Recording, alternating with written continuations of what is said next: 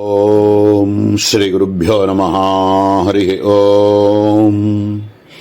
அதிமதுரசாபஹஸ்தாம் அபரிமித ஆமோதபான சௌபாக்யாம் அருணாம் அதிசய கருணாம் அபிநவகுலசுந்தரீம் வந்தே சமஸ்த குருமண்டல தேவதாபியோ நமஹ. ஹயாரூடா சேவிதாங்கிரி. ஹயாரூடா நாம அஸ்வமாத்திர சேனானி சக்தி வஷ்யகரி தயா சேவிதௌ அங்க்ரீ யஸ்யாஹ சா ததா. ஓம் ஹயாரூடா சேவிதாங்கிரியை நமஹ. ஹயாரூடா சேவிதாங்கிரியை நமஹ அப்படின்னு அற்புதமான நாம சங்கர பகவத்பாதால் கொடுக்கக்கூடிய பாஷ்யம். அஸ்வசேனை குதிரை படை அப்படின்னு சொல்கிறோமே, இந்த குதிரை படைக்கு மந்திர அதிபதியாக இருக்கக்கூடிய தேவதை, எல்லாத்தையும் வசியம் பண்ணக்கூடிய சக்தி உள்ள தேவதையாக இருக்கக்கூடிய அஸ்வாரூடா அப்படின்னு சொல்லக்கூடிய தேவதை. இந்த அஸ்வாரூடாங்கிறவாளே யார் அப்படின்னா, அம்பாளினுடைய 4 கையில் இருக்கக்கூடிய 4 ஆயுதத்தில் ராகஸ்வரூப பாஷாட்யா அப்படின்னு சொல்லக்கூடிய பாசத்தை கையில் வச்சுருக்காளே, அந்த பாசத்துக்கான அதிதேவதையாக இருக்கக்கூடியவள் இந்த அஸ்வாரூடை அப்படின்னு சொல்லக்கூடிய தேவதை.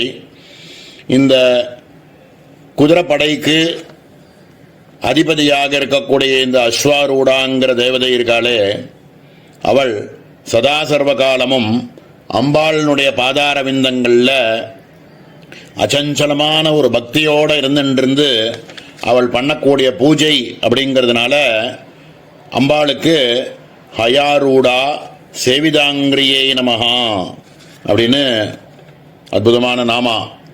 இதுக்கு மேலே இருக்கக்கூடிய ஹயமேத சமர்ச்சிதாயை நமஹா அப்படிங்கிற நாமாவை நாளைய தினம் பார்ப்போம். ஓம் சகனா பவது சகனௌ புனத்து சக வீர்யங்கரவாவஹை தேஜஸ்வினாவதீதமஸ்து மா வித்விஷாவஹை. ஓம் சாந்தி சாந்தி சாந்தி. ஓம் ஸ்ரீ குருப்யோ நமஹ. ஹரி ஓம். அதிமதுரசாபஹஸ்தாம் அபரிமித ஆமோதபான சௌபாக்யாம் அருணாம் அதிசய கருணாம் அபிநவகுலசுந்தரீம் வந்தே சமஸ்த குருமண்டல தேவதாபியோ நமஹ. ஹயமேத சமர்ச்சிதா. ஹயமேதேன அஸ்வமேதேன சமர்ச்சிதா பூஜிதா புருஷத்வாதிப்ராப்தியை இளாதிபிஹி இத்யர்த்தः. ஹயமேத சமர்ச்சிதாயை நமஹ. ஓம் ஸ்ரீ குருப்யோ நமஹ. ஹரி ஓம். சர்வச்சைதன்யரூபாந்தாம் ஆத்யாம் சக்திம் ச தீமஹி தியோ யா ந பிரச்சோதயாத். தேவி பாகவதத்தில் இளைய பற்றி ஒரு கதை ஒன்று இருக்கு. அதை பற்றி இந்த இடத்துல சொல்லியிருக்கிறதுனால அந்த கதையை கொஞ்சம் தெரிஞ்சுட்டா அனுகூலமாக இருக்குங்கிறதுனால இதை சொல்ல ஆரம்பிக்கிறோம். விவஸ்வான் அப்படின்னு இருக்கக்கூடிய சூரியனுடைய புத்திரனாக இருக்கக்கூடியவர் ஸ்ராத்த தேவர் அப்படிங்கிற பேரில் இருந்துருக்கார். அவருக்கு ஒரு மனைவி ஸ்ரத்தா அப்படின்னு பேர். இந்த ஸ்ரத்தா அப்படிங்கிற தேவியும் ஸ்ராத்த தேவனும் இருந்துகிட்டே இருக்கா. ஜீவிதத்தில் குழந்தைகள் இல்லாமல் இருந்துருக்கா. அப்போது வசிஷ்டர் அப்படின்னு சொல்லக்கூடியவர்கிட்ட, அவருடைய குலகுருவாக இருக்கக்கூடிய வசிஷ்டர் கிட்டக்க போய், எங்களுக்கு புத்திர காமேஷ்டியாவது பண்ணி குழந்தை உண்டாக்கணும் அப்படின்னு பிரார்த்தனை பண்ணிக்கிறா. இப்படி கேட்டுட்ட உடனே சங்கல்பம் பண்ணிட்டு புத்திர காமேஷ்டி யாகத்தை ஆரம்பிக்கிறா. பிரம்மணே கார்கபத்யாய விஷ்ணவே தட்சிணாக்னயே சிவாய ஆகவனீயாய சக்தி வேத்யை நமோ நமஹாங்கிற பிரமாணத்தில் யக்ஞேஸ்வரரை ஆவாகனம் பண்ணி அஸ்வமேத யாகாதிகள்லாம் பண்ணி அதுக்கு மேலே புத்திரகாமேஷ்டியை பண்ணுறா. இந்த புத்திரகாமேஷ்டி பண்ணும்போது 4 பேர் தேவை. இதுக்கு எஜமானனாக இருக்கார் ஸ்ராத்த தேவரும் ஸ்ரத்தாங்கன்னு அவருடைய பத்னியும். ருக்வேத ஹோத்திரத்துவம் ஒருத்தர் இருப்பார், எஜுர்வேதத்தில் அத்வரிய ஒருத்தர் இருப்பார், பிரம்மான்னு ஒருத்தர் இருப்பார். எல்லாருமா சேர்ந்து ரொம்ப அற்புதமாக இந்த யஜ்யத்தை ஆரம்பித்து பண்ணிகிட்டே இருக்கா. இந்த ஸ்ரத்தான்னு சொல்லக்கூடிய எஜமான பத்னியாக இருக்கக்கூடியவள் இருக்காளே, அவளுக்கு மனசில் ஒரு அபிலாஷை, பொண்ணு பிறந்தா தேவலாம்னு. நேர ரகசியமாக ஹோத்திரவர்ணம் பண்ணிட்டு இருக்கக்கூடிய ரிக்வேதிக்கிட்ட போய் எனக்கு பொண்ணு பிறந்தா தேவலாம்னு ரகசியமாக போய் சொல்கிறா. அதனால என்ன, அப்படியே ஆகட்டும் அப்படின்னு எஜமான பத்னியாக இருக்காருன்றதுனால அவரும் ஒத்துண்டு மந்திரங்கள் உச்சாரணம் பண்ணும் பொழுது பொண்ணு பிறக்கிறதுக்கான வாக்கியங்கள் என்னவோ அதை சொல்லிட்டு இருக்கார், உச்சாரணம் பண்ண ஆரம்பிச்சு விட்டார். இந்த விஷயம் வசிஷ்டருக்கோ அங்கே இருக்கிறவா யாருக்குமே தெரியல. யஜ்யம் பூர்த்தியாச்சு, பொண்ணு பிறந்து அந்த இடத்துல அக்னி ரொம்ப பிரகாசமாக அந்த இடத்துல வந்துட்டு இல்லான்னு ஒரு நல்ல பொண்ணு பிறக்கும் அப்படின்னு ஆசீர்வாதம் பண்ணிவிட்டு போயிட்டார். யஜ்யம் பூர்த்தியாச்சு, அக்னி பகவான் சொன்னபடி பொன் குழந்தை பிறந்துடுத்து. இந்த ஸ்ராத்த தேவருக்கு ரொம்ப துக்கமாயிடுது. புத்திரன் பிறக்கணும்னு தானே நம்ம புத்திரகாமேஷ்டி பண்ண ஆரம்பித்தோம், இப்படி பொண்ணா பிறந்திருக்கே அப்படின்னு நினச்சது ஒன்று நடந்தது ஒன்றா போயிடுது அப்படின்னு வசிஷ்டர் கிட்டக்க போய் என்ன பண்ணுவீரோ தெரியாது, இது புள்ளதான் எனக்கு வேணும் அப்படின்னு ஒத்த காலில் நிற்கிறார். ஒரு க்ஷணம் வசிஷ்டர் கண்ணை மூடிண்டு தபஸுக்கு போய் தியானம் பண்ணி பார்க்குறார். நடந்ததெல்லாம் தெரிஞ்சு போச்சு அவருக்கு. உன்னுடைய பத்னியா, எஜமான பத்னியா இருக்கக்கூடியவள் அபிலாஷப்படி நடந்துடுத்து.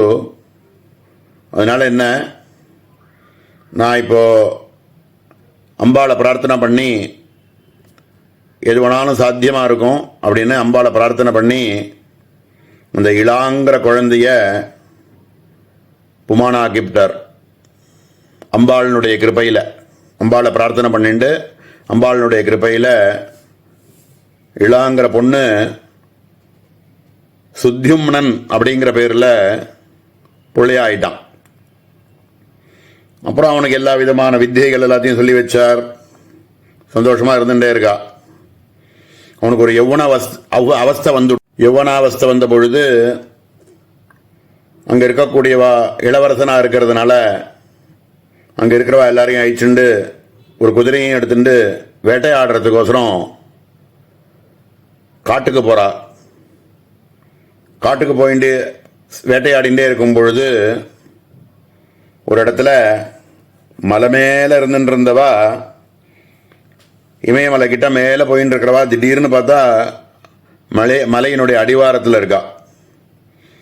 மலையினுடைய அடிவாரமாக இருக்கிற இடமானது அங்கே வந்த உடனே திடீர்னு என்ன ஆயிடுச்சுன்னா, அத்தனை பேரும் அங்கே வந்தவா குதிரையிலேருந்து இந்த சுத்யும்னன்லேருந்து அங்கே கூட வந்திருந்தவா அத்தனை பேரும் திடீர்னு பார்த்தா பெண்ணாக போயிட்டா. அது என்ன அப்படின்னா, அந்த மலையினுடைய அடிவாரத்தில் உட்கார்ந்து தபஸ் பண்ணிட்டு இருந்த அபர்ணான்னு இருக்கக்கூடிய பார்வதி தேவி அவ ஜபம் பண்ணிட்டு இருக்கக்கூடிய காலத்தில், தபஸ் பண்ணிட்டு இருக்கக்கூடிய காலத்தில் நிறைய பேர் வந்து இடைஞ்செல்லாம் பண்ணினான்னதுனால அவள் கொடுத்த ஒரு சாபம் அந்த இடத்துல என்னன்னா, இந்த இடத்துக்குள்ள யார் வந்தாலும் பெண்ணா போயிடட்டும் அப்படின்னு கொடுத்துருந்த சாபம் அது. அந்த சாபம் பலிச்சு அங்கே வந்தவா அத்தனை பேரும் பெண்ணா போயிட்டா. இந்த இளாவா இருந்து சுத்யும்னனா இருந்த இந்த ராஜகுமாரன் சுந்தரி அப்படின்ற பேரில் அந்த இடத்துல இருந்துருக்கா. எல்லாம் ரொம்ப அதிசுந்தரமாக எல்லாரும் இருந்துருக்கா. அப்படி இருக்கக்கூடிய காலத்தில் திடீர்னு அந்த இடத்துல ஒரு ஆசிரமம் ஒன்று இருக்கு. அதில் சந்திரனுடைய புத்திரனாக இருக்கக்கூடிய புதன் அவருடைய ஆசிரமத்துக்கிட்ட வந்துட்டு இருக்கும் பொழுது புதன் பார்த்து, இந்த சுந்தரிங்கிற ராஜகுமாரியை பார்த்து மனசை இழந்து கல்யாணம் பண்ணிட்டான். இவா 2 பேருக்கும் குழந்தைய உண்டாகி அந்த குழந்தைக்கு பேரு புருஷவஸ் அப்படிங்கிற பேர்ல ஒரு குழந்தை வேற உண்டாயிடுது. இவெல்லாம் லஜ்ஜப்பட்டு திருப்பி காட்டை விட்டு வெளியில போகாம இங்கேயே இருந்துள்ளான்னு தீர்மானம் பண்ணி இருந்துருந்ததுனால ரொம்ப நாள் ஆகி மறந்தே போச்சான். இவா அங்கேருந்து இங்க வந்தோம், நம்ம இந்த மாதிரி இந்த இடத்துக்கு வந்தோம், பெண்ணாயிட்டோம் அப்படிங்கிறதெல்லாம் கூட மறந்து போற அளவுக்கு இருந்துட்டு இருந்தவா திடீர்னு கொஞ்ச நாள்ல அம்பாளுடைய கிருபையில இவாளுக்கு ஞாபகம் வந்துடுத்து. அப்ப ஞாபகம் வந்த போது, அடாடா சுத்யும்னன்ற ராஜாவில்லை நான் இங்கெங்கேயோ வந்து இங்க புதனை கல்யாணம் பண்ணிண்டு நமக்கு இந்த மாதிரி எல்லாம் ஆயிடுத்து, நம்ம திருப்பி நம்மளுடைய ஸ்வதேசமா இருக்கக்கூடிய இடத்துக்கு போயிட்டா தேவலாமே அப்படின்னு தோணி நேர வசிஷ்டர் காலில் வந்து விழுந்தான். அந்த பொண்ணு வந்து விழுந்தா, நடந்ததெல்லாம் சொன்னான் அந்த இடத்துல. அவர் உடனே நேர சிவனை தபஸ் பண்ணி கைலாசத்துக்கு போறார். சிஷ்யனுக்கோசரம் போய் சிவனை பிரார்த்தனை பண்றார். சிவன் ரொம்ப பிரசன்னமாகி என்ன வரணும்னு கேட்கிறார். அவர் சொல்றார், என்னுடைய சிஷ்யரா இருந்த இந்த மாதிரி இளான்னு இருந்தாலே அவளை திருப்பி நீங்க வந்து புமானாக ஆக்கணும் அப்படின்னு பிரார்த்தனை பண்றார். இது என்ன திருப்பி திருப்பி இதே விவகாரமா இருக்கே அப்படின்னு பொண்ணா பிறந்ததை பிள்ளையாக்க சொன்னா திருப்பி அது பொண்ணா எடுத்து இப்போ திருப்பி பிள்ளையாக்க சொல்றா, இதே விவகாரமா இருக்கே அப்படின்னுட்டு சிவன் என்ன பண்ணினார், 1 மாச காலம் பொண்ணா இருப்பா, இன்னொரு மாச காலம் பிள்ளையா இருப்பா, இப்படியே இருப்பாவா அப்படின்னு ஆசீர்வாதம் பண்ணிவிட்டு அந்தர்தானம் ஆயிட்டார்.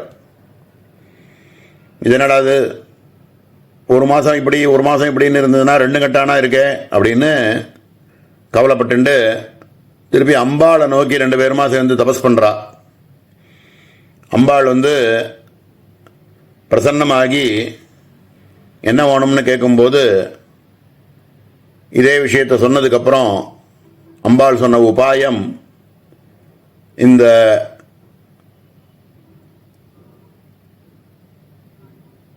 பாகவதம் தேவி பாகவதம்ன்ற கிரந்தத்தை 9 நாளைக்கு நவாகமாக நீங்க பாராயணம் பண்ணி அந்த ரூபமா தியானம் பண்ணினேல் அப்படின்னா உங்களுக்கு என்ன அபிலாஷையோ அது பூர்த்தியாகும் அப்படின்னு அம்பாள் சொல்லிட்டு அந்தர்தானம் ஆயிட்டா. அதே ரீதியா நவராத்திரி புண்ணிய காலத்தில், சரண் நவராத்திரி புண்ணிய காலத்தில் பிரதமையிலேருந்து ஆரம்பித்து நவமி வரைக்கும் 9 நாளைக்கு தேவி பாகவத தியானம் பண்ணி நவமி அன்னைக்கு சுப்பிரதிஷ்டமா அதுக்கப்புறம் அந்த சுந்தரி அப்படிங்கிறவள் திருப்பி சுத்யும்னனாக ஆகி அதுக்கப்புறம் வசிஷ்டரே அவருக்கு பட்டாபிஷேகம் பண்ணி வச்சு இந்த ராஜாவா ஆக்கினார் அப்படின்னு ஒரு கதை. இந்த கதையை குமாரன் அப்படின்னு சொல்லக்கூடிய முருகனானவர் அகஸ்தியருக்கு சொன்னதாக தேவி பாகவதத்தில் 3வது அத்தியாயத்தில் ஒரு கதையா வருது. இந்த கதை தான் இந்த ஹயமேக சமர்ச்சிதாயி நமஹாங்கிற நாமாவில் ஒரு கதையா இந்த இடத்துல இதில் ஆன மாதிரி இதில் எப்படி ஆச்சோ அது மாதிரி அப்படின்னு ஒரு பிரமாணமாக காமிச்சிருக்கார். இந்த கதையை அந்த நாமாவோட அன்வயிச்சு பார்ப்போம். ஹயமேத சமர்ச்சிதா, அஸ்வமேதம் மாதிரி இருக்கக்கூடிய யாகங்களையே பண்ணி அதையே அர்ச்சன வடிவமாக அம்பாளுக்கு சமர்ப்பணம் பண்றதுனால அம்பாளுக்கு ஹயமேத சமர்ச்சிதாயே நமஹா அப்படின்னு ஒரு நாமா. இதுல சங்கர பகவத் பாதால் கொடுத்திருக்கக்கூடிய ஒரு விஷயத்தை தான் இப்ப நம்ம கதையா பார்த்தோம். புருஷத்வாதி பிராப்தியை இளாதிபிகி இத்தியர்த்தக அப்படிங்கிறார்.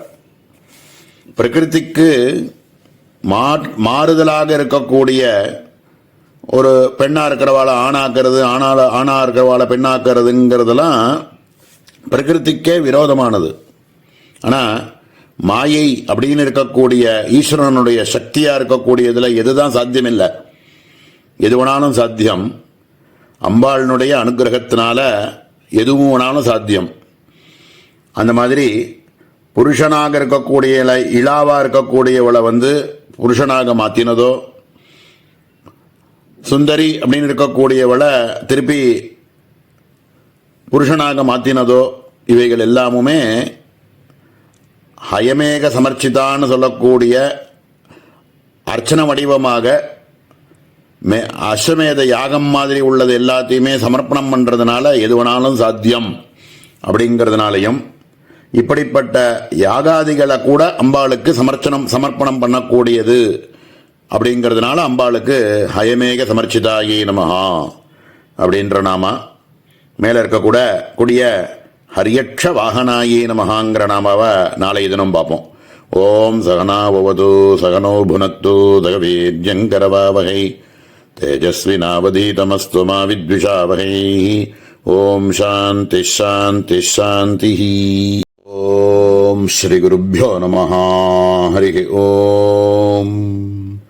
அதிமதுரஜாபஹஸ்தாம் அபரிமித ஆமோதபாண சௌபாக்யாம் அருணாம் அதிசய கருணாம் அபிநவகுலசுந்தரீம் வந்தே.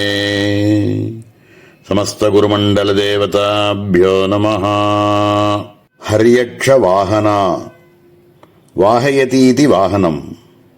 ஹரியக்ஷः கேசரி வாகனம் யஸ்யாஹ சா ததா மகாலக்ஷ்மி ரூப துர்கேத்யர்த்தः. ஓம் ஹரியக்ஷ வாகனாயை நமஹ. ஹரியக்ஷ வாகனா அப்படின்னு அற்புதமான நாமா. சங்கர பகவத்பாதால் கொடுக்கக்கூடிய பாஷ்யம். ஹரியக்ஷः கேசரி. கேசரினாக்க சிம்ஹம்.